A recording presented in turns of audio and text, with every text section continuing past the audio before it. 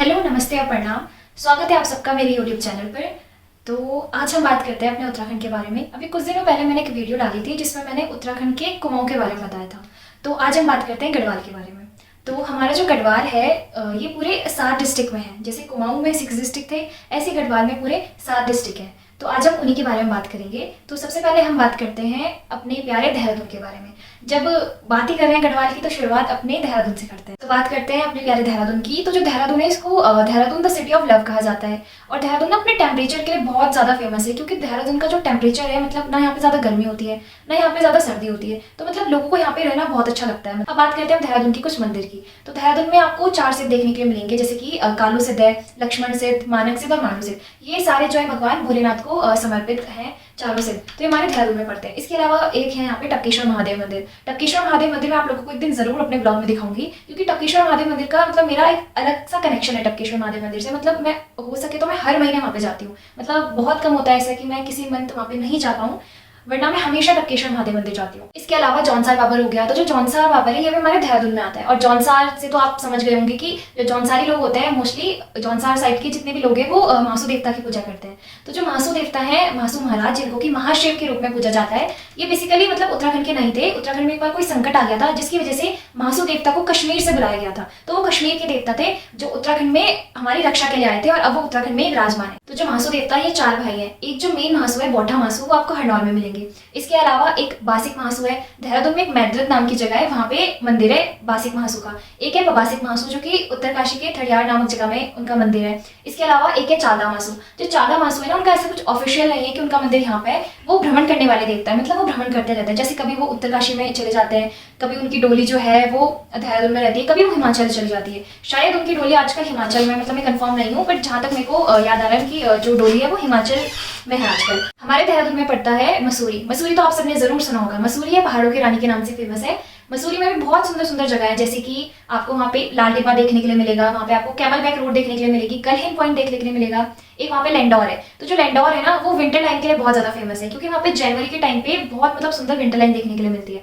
और ये winter line पूरी दुनिया में सिर्फ 2 जगह देखी जाती है, एक तो स्विट्जरलैंड और दूसरा हमारा लैंडौर। इसके अलावा म्युनिसिपल गार्डन, जो कि कंपनी गार्डन के नाम से भी जाना जाता है, वो भी आपको मसूरी में मिलेगा देखने के लिए। मतलब काफी सुंदर है। मतलब मैं खुद नहीं गई हूँ, मैं देहरादून की होके खुद अभी तक कंपनी गार्डन मैंने नहीं देखा है, बट मैं एक दिन जरूर जाऊंगी, जरूर देखूंगी। मैं लैंडौर गई हूँ, मैंने ना लैंडौर देखा है, मैंने मॉल रोड देखी है, बट मैंने कंपनी गार्डन अभी तक नहीं देखा। तो मैं भी एक दिन जरूर जाऊंगी कंपनी गार्डन देखने।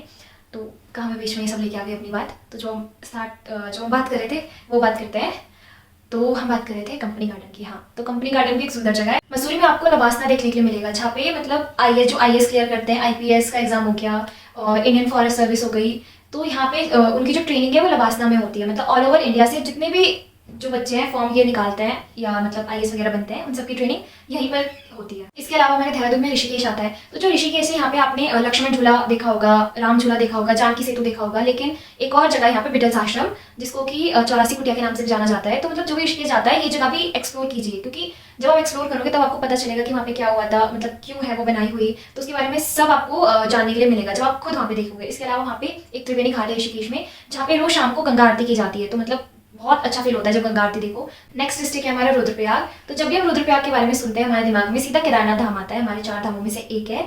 तो जो केदारनाथ धाम है, आपको पता है कुछ टाइम के लिए खुलता है, कुछ टाइम के लिए बंद रहता है, क्योंकि इतनी ज्यादा वहाँ पे सर्दियों में बर्फबारी हो जाती है कि मंदिर जो है वो बंद करना पड़ता है। तो जब मंदिर के कपाट बंद होते हैं, उसके बाद भगवान केदारनाथ की जो शीतकालीन यानी कि सर्दियों की पूजा होती है, वो ओखी मठ में ओंकारेश्वर नाम का मंदिर है, वहां पर की जाती है। और आपने सुना होगा कुछ टाइम पहले यानी कि 2013 में जब केदारनाथ में बाढ़ आई थी, तो उसका जो मुख्य कारण था वो चौराबाड़ी ताल था। जो केदारनाथ मंदिर है ना, उससे ऊपर एक चौराबाड़ी ताल पड़ता है, जहाँ से मंदाकिनी नदी का उद्गम होता है। तो चौराबाड़ी ताल टूट गया था, उसकी वजह से काफी ज्यादा नुकसान हुआ था, बट अब सब कुछ सही है। अब जो केदारनाथ जाता है उसको पहले रजिस्ट्रेशन वगैरह करवाना पड़ता है। इसके अलावा हमारे रुद्रप्रयाग में त्रिजुगी नारायण टेम्पल है। त्रिजुगी नारायण टेम्पल जो है ये शिव पार्वती का विवाह स्थल है। मतलब भगवान भोलेनाथ और पार्वती माता का विवाह हुआ था यहाँ पे, इसलिए इसको वेडिंग डेस्टिनेशन ऑफ उत्तराखंड के नाम से भी जाना जाता है। इसके अलावा हमारे रुद्रप्रयाग में है कार्तिक स्वामी टेम्पल। तो जो कार्तिक स्वामी टेम्पल है वो इतना ज्यादा सुंदर है ना, मतलब वो इतनी हाइट में है, वहाँ पे इतनी अच्छी हवा चलती है। मैंने मतलब रील्स वगैरह फोटोज वगैरह में देखा है, बहुत ही ज्यादा सुंदर है। तो ये हमारे नॉर्थ ईस्ट में, मतलब जितना भी हमारे नॉर्थ ईस्ट के स्टेट्स हैं, उनमें से एकमात्र ऐसा मंदिर है जो कार्तिक भगवान जी को समर्पित है, वो कार्तिक स्वामी टेम्पल है। तो जब हम उत्तरकाशी के बारे में बात करते हैं तो सबसे पहले हम बात करते हैं गंगोत्री और यमुनोत्री की। हमारे 4 धामों में से 2 धाम गंगोत्री यमुनोत्री दोनों ही उत्तरकाशी में पड़ते हैं। गंगोत्री में माँ गंगा की पूजा की जाती है और यमुनोत्री में माँ यमुना की पूजा की जाती है।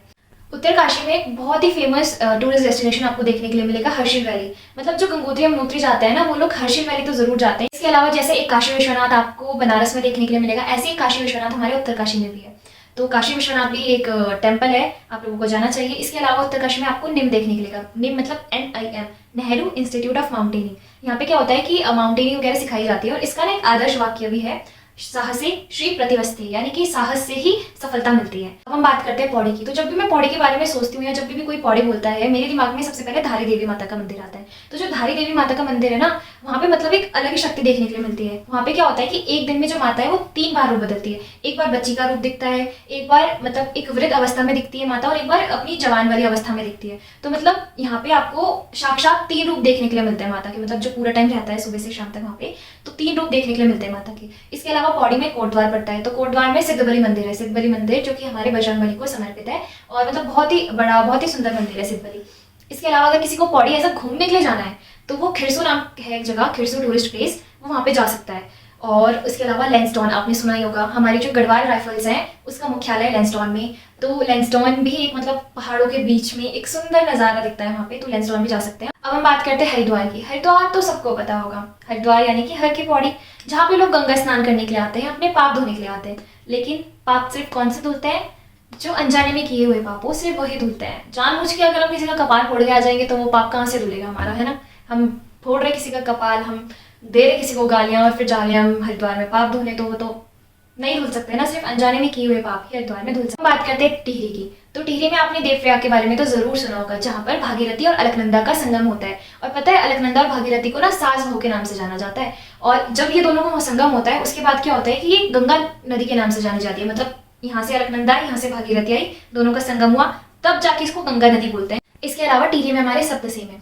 तो उनमें से जो सबसे इंपॉर्टेंट सेम है वो है सेम मुखेम। सेम मुखेम की मैं आपको एक स्टोरी बताती हूँ। तो सेम मुखेम जो है, एक व्यक्ति थे गंगू रमोला, तो ये उनका गांव था सेम मुखेम। तो क्या होता है कि कृष्ण भगवान जी एक बार आते हैं और उनको पहाड़ों के बीच सेम मुखेम बहुत ही सुंदर लगता है। तो कहते हैं कि मुझे थोड़ा सा जमीन दे दो, मुझे यहाँ पे मतलब अपने लिए जगह चाहिए, मतलब अपना विश्राम के लिए या अपना मुझे अपना जो भी घर वगैरह बनाना है उसके लिए मुझे जमीन चाहिए। लेकिन गंगू रमोला उसके अंदर तो बहुत ही घमंड था, तो वो नहीं देता भगवान को जमीन। तो क्या होता है, भगवान को क्रोध आ जाता है, भगवान उसको शाप दे देते हैं।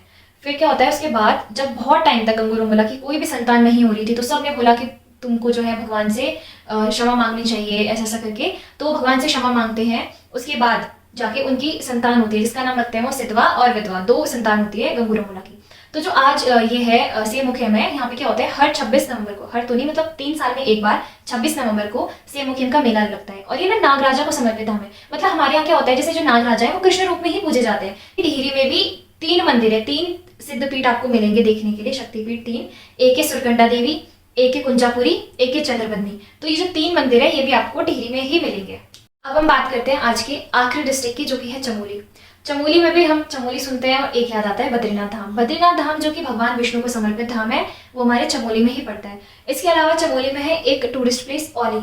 औली मतलब पहले इतना फेमस नहीं था, लेकिन आजकल क्या होता है काफी ज्यादा मतलब फेमस हो चुका है। अभी जैसे जो विंटर गेम्स थे, जैसे अभी आपने सुना होगा कि हमारे देहरादून में, हमारे उत्तराखंड में 38 नेशनल गेम्स हुए हैं। तो ऐसे ही जो विंटर गेम थे ना, वो इस बार हमारे औली में हुए हैं। तो औली एक फेमस टूरिस्ट प्लेस है जहाँ पे मतलब बहुत ज़्यादा बर्फबारी होती है, लोग बर्फ देखने जाते हैं। वहाँ पे बहुत सारी एडवेंचर एक्टिविटीज होती हैं। और अगर हम घूमने की बात करें तो चमोली में आप सबने सुना होगा फूलों की घाटी, जिसको कि वैली ऑफ फ्लावर्स के नाम से जाना जाता है। वहाँ पे आप जाओगे, वो एक ट्रैक टाइप का है जो कि जून से सितंबर तक खुलता है लगभग। तो आप जब वहाँ पे जाओगे आपको डिफरेंट टाइप के, मतलब ऐसे फूल आपने कभी देखे भी नहीं होंगे, इतने सुंदर सुंदर आपको फूल देखने के लिए मिलेंगे, इसलिए उसका नाम ही वैली ऑफ फ्लावर्स है।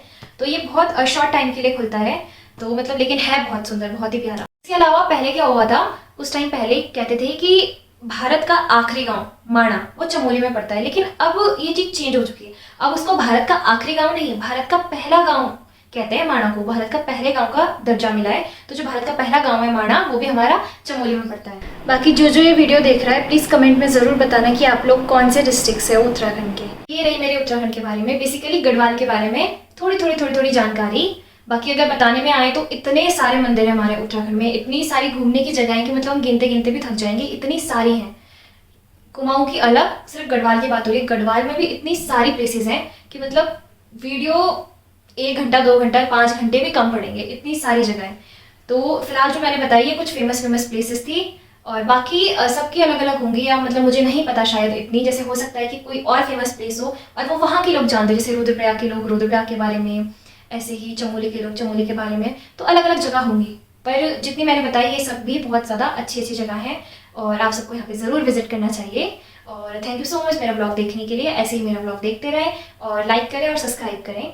और ये जैसे मैंने पहले वाले में बोला था, एजुकेशनल चैनल नहीं है, ये जस्ट अपने उत्तराखंड के बारे में थोड़ी सी जानकारी थी जो मैंने आप लोगों तक पहुँचाई जितनी मुझे पता थी। और थैंक यू सो मच।